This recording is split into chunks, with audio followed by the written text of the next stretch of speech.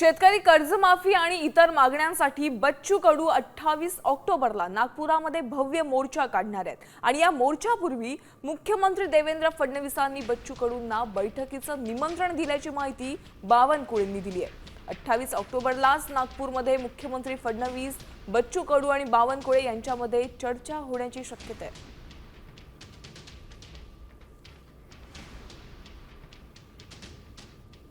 आणि जानकर साहेबांशी आणि इतरही आमचे जे नेते आहे त्यांच्यासोबत आमचं बोलणं झालं। आता नेमका उद्या कार्यकर्त्याच्या बैठक आमची वर्ध्याला आहे 4 ते 5 वाजता आणि 5 वाजता त्या बैठकीमध्ये आपण जायचं नाही जायचं हा निर्णय आम्ही घेऊ।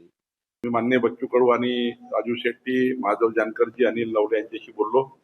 त्यांना विनंती केली की 28 तारखेला माननीय मुख्यमंत्री महोदय याची एक बैठक घेतात आहे, तर आपण थोडा उच्चस्तरीय बैठक होत आहे मुख्यमंत्री महोदयांकडे, त्यामुळं थोडा आंदोलनाबद्दल विचार करावा।